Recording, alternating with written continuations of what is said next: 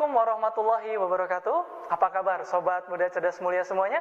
Berjumpa lagi dengan saya Ari Rahmawan, founder Cerdas Mulia Institute.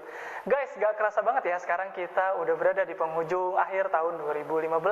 Padahal rasa-rasanya itu baru kemarin kita masuk tahun 2015 dan sekarang kita ternyata sudah menuju lagi ke tahun baru 2016 dan kita sudah berada di akhir penghujung 2015. Yang hari ini akan saya bahas sebenarnya adalah mengenai salah satu kebiasaan para orang-orang sukses, kebiasaan para orang-orang berhasil, kebiasaan para siswa-siswi ataupun mahasiswa-mahasiswi berprestasi yang kebanyakan kita tidak tahu. Kebiasaan yang seringkali membedakan mengapa orang-orang itu bisa berhasil dan juga mengapa orang-orang yang lain itu biasa-biasa saja. Ada sebuah kebiasaan yang ingin saya share ke teman-teman semuanya di penghujung tahun 2015 ini, yaitu adalah salah satu kebiasaan yang dilakukan oleh orang-orang berhasil. Mereka senantiasa mengevaluasi tahun-tahun mereka, yaitu mengevaluasi tahun, kalau misalkan sekarang berarti mengevaluasi tahun 2015 agar mereka bisa menjadi lebih baik lagi di tahun 2016. Dan oleh karena itu inilah topik online course kita kali ini, yaitu adalah mengenai 3 poin penting yang akan saya sampaikan bagi mereka yang ingin mengevaluasi akhir tahunnya. Dan bagaimana caranya hasil evaluasi ini dapat digunakan menjadi lebih baik di tahun-tahun berikutnya. Sehingga nantinya kita bisa belajar dari evaluasi tahun ini dan kemudian mendapatkan yang lebih baik di tahun 2016. Dan memang momennya di sini saat ini adalah karena kita sudah berada di penghujung tahun. Dan mudah-mudahan cara mengevaluasi ini menjadi bermanfaat buat teman-teman semuanya yang ingin mengetahui gimana sih para juara, gimana sih para orang sukses itu mengevaluasi akhir tahun mereka. Dan seperti yang sudah teman-teman lihat di sini, ternyata para orang-orang berhasil, orang-orang yang sukses, mereka setidaknya memikirkan 3 hal poin penting atau 3 poin penting yang akan mereka lakukan dan mereka gunakan untuk mengevaluasi tahun-tahun mereka. Dan hasil poin evaluasi ini akan mereka jadikan sebuah landasan untuk membuat tahun-tahun berikutnya di tahun 2016 menjadi lebih baik daripada sebelumnya. Namun guys, sebelum kita mulai masuk ke 3 poin penting untuk mengevaluasi akhir tahun kita, saya meminta sahabat yang menonton video ini untuk mempersiapkan kertas dan juga pulpen. Karena nantinya dalam video ini kita akan mencoba sesuatu yang berbeda.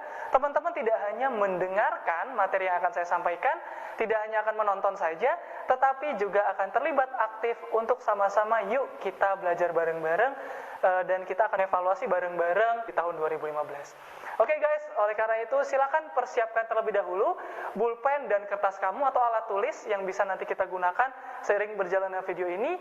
Baru nanti kita akan mulai pembahasan kita setelah kamu mempersiapkan alat-alat tulis kamu. Yuk, silakan disiapkan.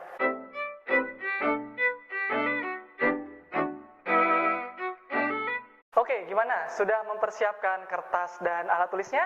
Kalau misalkan sudah, yuk kita akan bahas mengenai 3 hal yang biasanya menjadi poin penting dalam evaluasi akhir tahun. Kira-kira apa aja ya 3 poin penting yang biasanya orang-orang sukses lakukan dalam rangka mengevaluasi akhir tahun mereka? Yuk kita akan mulai bahas dan buka sama-sama. Tapi ingat, kamu harus sudah memegang alat tulis dan juga kertas. Sudah semua? Oke deh, kalau misalnya sudah, yuk kita akan mulai buka satu persatu. Apa saja sih yang biasanya dievaluasi oleh para juara atau oleh para orang-orang sukses? Yang pertama kali mereka evaluasi dalam evaluasi akhir tahun mereka adalah yang pertama, mereka mengevaluasi achievement. Mereka mengevaluasi prestasi. Mereka mengevaluasi capaian-capaian mereka. Ini adalah poin penting yang pertama. Maksudnya seperti apa? Para orang-orang sukses, mereka pada saat sudah mencapai di akhir tahun, mereka mendaftar apa saja hasil-hasil atau capaian-capaian yang sudah mereka capai di tahun 2015 ini. Kenapa yang pertama kali adalah mengevaluasi prestasi? Karena para orang-orang sukses, mereka senantiasa menginginkan sebuah semangat yang positif. Mereka ingin bersyukur terlebih dahulu akan tahun 2015 ini. Sehingga mereka berupaya untuk mengingat kembali prestasi prestasi-prestasi apa saja yang telah mereka raih. Karena seringkali kita merasa lemah, karena seringkali kita merasa sebagai orang yang biasa-biasa saja, karena seringkali kita lupa bahwa sebenarnya di tahun-tahun ini kita itu seringkali sebenarnya punya prestasi, tapi kita lupa dengan prestasi tersebut. Nah, orang-orang yang berhasil, mereka senantiasa mengevaluasi achievement mereka terlebih dahulu, dan mereka bersyukur. Ya Allah, terima kasih bahwa pada tahun 2015 ini ternyata sudah banyak sekali hal-hal yang saya capai. Nah, oleh karena itu, teman-teman semuanya, prestasi apa yang sudah kamu miliki tahun 2015? Silakan nanti setelah ini kamu list, kamu daftar apa saja ya prestasi-prestasi atau capaian-capaian yang sudah kita dapatkan pada tahun 2015. Saya sendiri salah satu capaian yang saya capai di tahun 2015 ini adalah saya berhasil menerbitkan sebuah buku baru yang berjudul Sekeping Cinta. Buku ini adalah hasil kolaborasi antara saya dengan para trainer-trainer muda di Cerdas Mulia Institute yang kemudian mudah-mudahan bisa menambah hasanah inspirasi di Indonesia. Selain itu, saya juga telah mencapai sebuah capaian yang menurut saya adalah capaian besar, yaitu blog saya di arirahmawan.net saat ini sudah berusia kurang lebih 4 tahun. Di mana dengan usianya yang 4 tahun ini, di blog tersebut sudah mencapai tulisan sebanyak lebih dari 700 tulisan. Lebih dari 700 posting. Dan alhamdulillah di tahun ini juga saya sudah memulai online course yang salah satunya teman-teman lihat saat ini, yang mudah-mudahan ini bisa menginspirasi banyak orang dengan lebih luas lagi. Itu adalah capaian-capaian saya, baik kecil maupun besar, tapi adalah sebuah capaian yang saya syukuri. Sehingga apa? Menutup tahun 2015 ini saya memiliki sebuah perasaan yang senang. Saya memiliki sebuah perasaan yang positif, saya memiliki sebuah perasaan yang semangat bahwa alhamdulillah di tahun 2015 ini ternyata saya memiliki capaian-capaian yang cukup banyak. Sehingga pada saat saya menapak di tahun 2016 nanti, saya memiliki perasaan yang positif bahwa saya akan meningkatkan capaian-capaian atau achievement yang telah saya dapatkan. Jadi itu yang pertama, sahabat semuanya. Jadi kalau misalkan boleh diulang, silakan teman-teman siapkan pensil dan kertasnya, dan kemudian silakan jawab pertanyaan berikut ini. Pertanyaannya adalah, apa saja capaian atau prestasi yang telah saya raih, baik besar ataupun kecil di tahun 2015. Silakan di list sebanyak-banyaknya mulai dari bulan Januari hingga bulan Desember 2015. Silakan di list apa saja capaian-capaian yang teman-teman miliki. Silakan di list dari sekarang.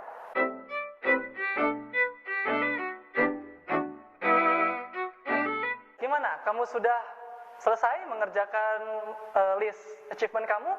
Jika sudah, kita akan langsung membahas poin yang selanjutnya, poin yang kedua. Namun jika ternyata kamu belum mengerjakan, please di pause dulu ya videonya, karena saya lihat tuh ada beberapa ya yang masih belum mengerjakan dan mencoba men-skip ya, jadi langsung ke poin kedua. Kalau misalkan belum dikerjakan, tolong di pause dulu videonya dan kamu bisa mendaftar terlebih dahulu achievement yang kamu capai di 2015. Karena tetap action itu adalah hal yang paling penting.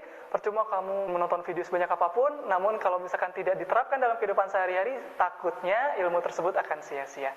Oke, tapi jika sudah, yuk kita akan masuk ke poin yang kedua, tentang apa saja sih yang biasanya dievaluasi oleh para achiever atau mereka yang memiliki prestasi di atas rata-rata.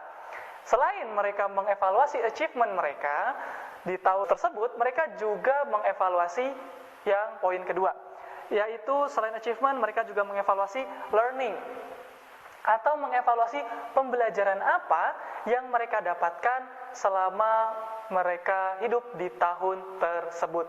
Jadi kita bisa nih mengingat-ingat kembali, pembelajaran apa ya yang paling penting yang saya dapatkan di tahun 2015. Pembelajaran itu tentunya banyak sekali selama kita hidup. Entah pembelajaran itu kita dapatkan dalam kehidupan sehari-hari, entah pembelajaran itu kita dapatkan dalam kehidupan di sekolah atau di kampus kita, atau di lingkungan kerja kita, di profesi kita, atau misalkan di tempat ibadah, misalkan di masjid, atau misalnya di berbagai macam tempat-tempat yang lain. Tentu kita punya banyak sekali pembelajaran-pembelajaran yang itu seringkali membekas di hati kita. Sebagai contoh, saya mendapatkan pembelajaran penting dari kisah teman saya. Jadi pada waktu itu saya dikisahkan oleh teman saya bahwa teman saya ini pernah dia melihat ada seseorang yang membuang sampah sembarangan di hadapannya dia. Jadi ada nih orang Indonesia, teman saya melihat orang tersebut makan roti, dibuka plastiknya, kemudian dia makan rotinya, kemudian sampahnya dibuang di tempatnya dia berdiri, jadi dibuangnya sembarangan. Kemudian saya melihat dari cerita teman saya tersebut, yang dilakukan teman saya adalah kemudian menghampiri bapak tersebut, dia memungut sampahnya, kemudian dia bertanya, "Pak, kalau misalkan buang sampah itu di mana ya?" Bapaknya kemudian tidak menjawab dan seperti yang merasa malu. Teman saya ini kemudian mengambil sampahnya, dia kemudian menuju ke tempat sampah yang terdekat, dan kemudian dia mencontohkan bapak tersebut untuk membuang sampah di tempatnya. Jadi yang membuangkan sampah ini adalah teman saya. Dari pembelajaran ini saya kemudian menjadi tersentuh bahwa wow, ternyata di sini kita mungkin seringkali kita melihat banyak sekali pelanggaran-pelanggaran atau hal-hal yang seringkali dilanggar oleh orang-orang di sekitar kita.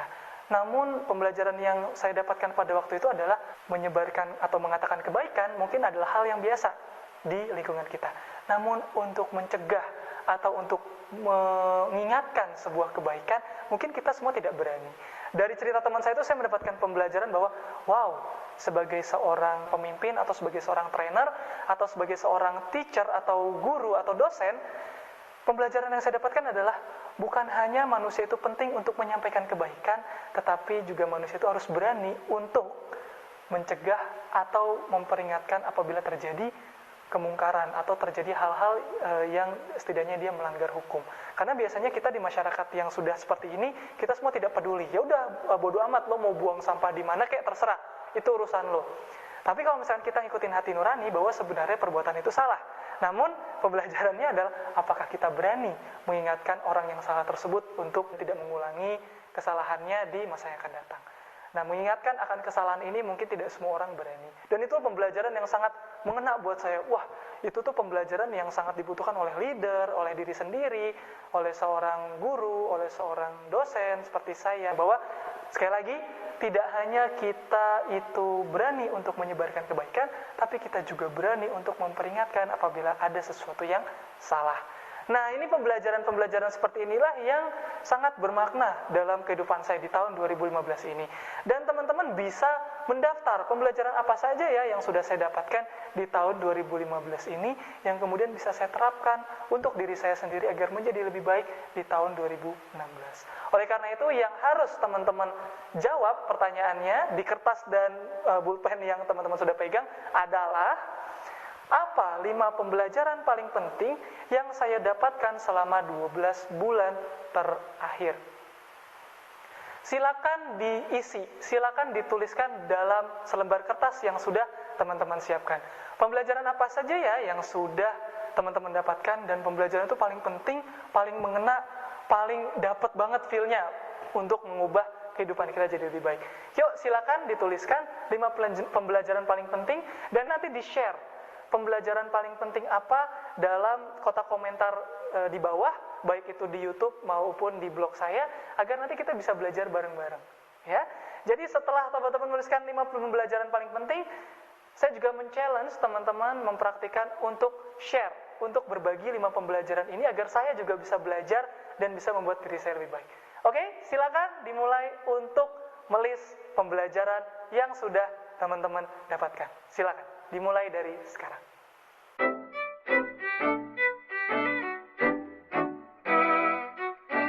Gimana? Sudah selesai melakukan list untuk pembelajaran-pembelajaran apa yang kamu sudah dapatkan di tahun 2015? Jika misalkan sudah, tolong share di kotak komentar di bawah video ini, baik itu di YouTube maupun di blog saya. Dan jika belum, tolong di-pause dulu videonya dan tolong diselesaikan dulu poin yang kedua. Teman-teman silakan melis pembelajaran apa yang sudah didapatkan di tahun 2015 dan juga share itu di kotak komentar agar nanti kita bisa belajar bareng-bareng. Mudah-mudahan kita bisa belajar, saling belajar. Saya akan share, teman-teman akan share. Mudah-mudahan nanti bisa bermanfaat untuk yang lainnya juga. Oke guys, kalau misalkan sudah, kita akan langsung masuk ke poin ketiga. Poin yang ketiga ini adalah poin terakhir dalam sesi kita kali ini.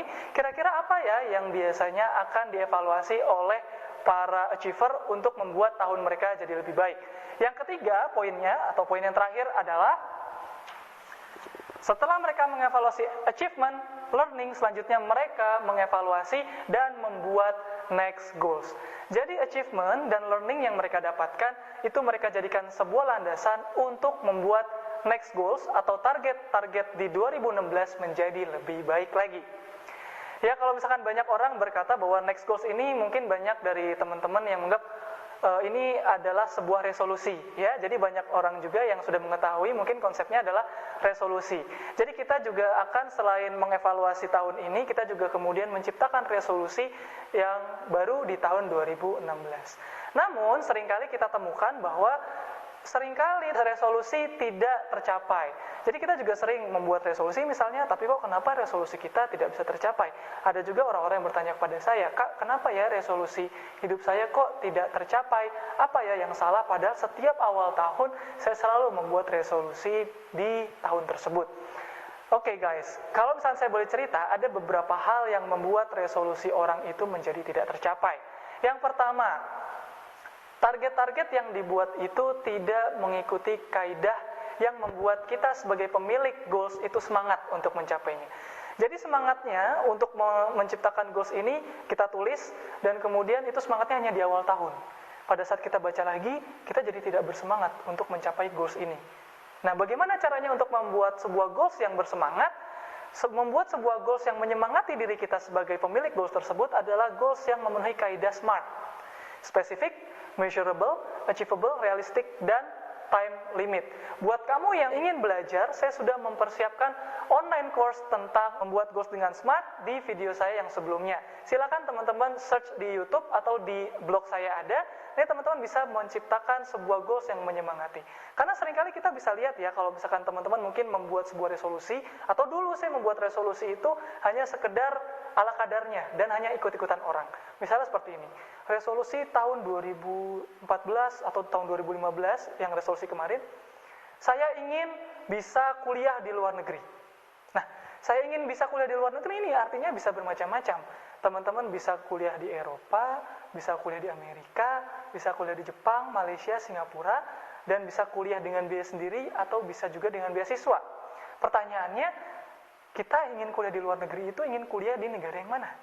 Karena kalau misalnya kita ngomongin luar negeri, yang namanya Timor Leste, Papua Nugini, Zimbabwe, itu juga luar negeri. Namun apakah kita ingin kuliah di negara-negara tersebut? Belum tentu. Oleh karena itu, kita perlu membuat sebuah goals yang menyemangati. Gimana caranya? Salah satunya adalah menggunakan prinsip spesifik. Jadi pada saat kita menuliskan goals, pastikan goals tersebut spesifik. Pastikan goals tersebut memiliki tulisan yang lebih jelas tentang, oh ternyata saya ingin kuliah di luar negeri, di London, pada tahun sekian dengan beasiswa. Nah, itu jadi lebih jelas dan lebih menyemangati diri kita. Untuk lebih lengkapnya silakan buka video saya online course tentang bagaimana caranya membuat goals dengan SMART. Kemudian yang kedua, setelah kita melakukan membuat resolusi dengan goals yang lebih SMART, hal kedua yang membuat orang banyak tidak mencapai resolusi mereka adalah karena terlalu banyak yang dituliskan dalam resolusi tersebut. Sehingga mereka merasa overwhelmed atau mereka merasa sangat terbebani dengan goals-goals yang mereka buat sendiri. Sehingga yang ingin saya sampaikan kepada teman-teman atau yang biasa saya lakukan dan biasa para achiever lakukan adalah membagi goals tersebut menjadi goals-goals prioritas yang harus kita capai terlebih dahulu. Sehingga pada poin yang ketiga, next goals kali ini, saya ingin teman-teman pada saat melis goals-goals yang ingin teman-teman capai di tahun 2016, selanjutnya adalah membuat prioritas dengan cara menjawab pertanyaan seperti berikut ini. Apa 3 hal terbesar yang ingin saya capai terlebih dahulu di tahun 2016? Jadi walaupun teman-teman memiliki list yang sangat banyak di resolusi 2016-nya teman-teman semuanya, tetapi setidaknya ada 3 hal terbesar yang kemudian diprioritaskan. Misalnya saya sendiri sebagai contoh, saya memiliki belasan atau puluhan resolusi yang ingin saya selesaikan di tahun 2016. Namun agar menjadi lebih fokus, saya mengambil 3 hal paling besar yang akan saya selesaikan terlebih dahulu. Salah satunya misalkan saya ingin menyelesaikan sebuah buku berjudul Cerdas Mulia Lifestyle. Cerdas Mulia Lifestyle ini adalah sebuah buku yang akan menceritakan dan akan memberitahu kepada teman-teman semuanya bagaimana caranya menjadi seorang yang berprestasi, yang memiliki achievement di atas rata-rata, yang memiliki prestasi lebih banyak, lebih besar daripada orang-orang pada umumnya, dengan menggunakan gaya hidup cerdas mulia. Buku ini saya harapkan bisa selesai di tahun 2016, dan saya prioritaskan masuk ke 3 hal terbesar yang ingin saya capai terlebih dahulu di tahun 2016. Kenapa kok kita harus mengkotak-kotakan? Kenapa kok kita harus memprioritaskan 3 hal terbesar ini? Agar kita lebih fokus untuk mengejar impian yang mana dulu. Seringkali resolusi kita menjadi tidak bisa dicapai karena kita tidak tahu fokus mana yang ingin kita capai terlebih dahulu. Sehingga kita tidak memiliki effort yang cukup untuk mengejar semua impian karena tidak ada yang kita fokuskan. Sehingga kalau misalkan kita memiliki goals yang lebih fokus, otomatis setiap harinya mulai tanggal 1 Januari, 2 Januari, 3 Januari, kita akan berupaya semaksimal mungkin aktivitas yang kita lakukan di hari tersebut setidaknya harus mendekatkan kita pada 3 hal terbesar yang ingin kita capai terlebih dahulu. Sehingga kalau misalkan saya 3 hal yang ingin saya capainya salah satunya adalah menulis buku, maka di mulai 1 Januari dan seterusnya setiap hari saya memastikan bahwa saya melakukan aktivitas yang mendekatkan pada 3 hal terbesar yang ingin saya capai. Sehingga pada saat 3 hal tersebut itu sudah tercapai, baru kita memilih 3 hal terbesar lainnya yang ingin kita capai terlebih dahulu. Jadi kalau misalnya 3 ini sudah selesai, kita pilih 3 lagi yang kita prioritaskan untuk diselesaikan. Setelah ini selesai, kita pilih 3 lagi yang kita prioritaskan untuk diselesaikan. Dengan ini, saya dan teman-teman lain yang mereka para achiever menjadi lebih mudah dan menjadi lebih efisien dan efektif dalam meraih impian-impian kita di tahun-tahun berikutnya. Jadi kalau kita membuat resolusi, alhamdulillah 70% sampai 80% resolusi tahun baru kita, alhamdulillah di akhir tahun sudah bisa dicapai. Dan mudah-mudahan cara ini juga bisa bekerja untuk teman-teman semuanya. Jadi setelah ini di poin yang next goals, di poin yang ketiga, harapan saya teman-teman melis semua goals atau target atau resolusi yang ingin teman-teman dapatkan di tahun 2016 dengan menggunakan prinsip SMART. Prinsip SMART ini sudah saya bahas di video saya sebelumnya, bagaimana cara membuat goals yang SMART. Baru kemudian setelah goals-goals tersebut dibuat, teman-teman pilih 3 hal terbesar yang ingin dicapai terlebih dahulu agar lebih fokus usahanya sehingga pencapaiannya menjadi lebih baik lagi dan lebih cepat dan juga lebih efektif. Oke guys, itu saja yang saya bisa sampaikan di kesempatan kali ini. Jangan lupa praktikkan apa yang sudah tadi saya bahas, achievement, learning, dan next goals. Saya harap teman-teman semuanya, walaupun kita berjumpa melalui video, namun bisa benaran berpraktik gitu ya, bisa benar bersungguh-sungguh mempraktikkan apa yang sudah saya sampaikan. Tuliskan achievement-nya, tuliskan learning-nya, dan juga tuliskan next goals atau resolusi di 2016 menggunakan prinsip SMART, dan pilih 3 yang akan diprioritaskan untuk diselesaikan duluan. Dan untuk itu mudah-mudahan evaluasi ini berguna buat teman-teman agar di tahun 2016 nanti teman-teman semuanya bisa menjadi pribadi yang lebih baik lagi. Dan dari sini, dari Studio Cerdas Mulia Institute, saya mengucapkan kepada teman-teman semuanya, selamat tahun baru. Semoga di tahun yang baru ini kita selalu senantiasa mempunyai semangat baru, prestasi yang baru, capaian yang baru, dan juga kita memiliki kehidupan yang jauh lebih baik dari sebelumnya. Apabila teman-teman merasa bahwa video ini bermanfaat, silakan share kepada kerabat atau share di sosial media yang kamu miliki. Dan juga apabila kamu merasa video ini bermanfaat dan tidak ingin ketinggalan untuk mendapatkan video-video berikutnya, silakan subscribe di channel Ari Rahmawan, atau teman-teman juga bisa subscribe di blog saya arirahmawan.net.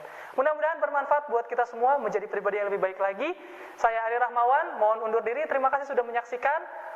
Salam cerdas mulia. Assalamualaikum warahmatullahi wabarakatuh.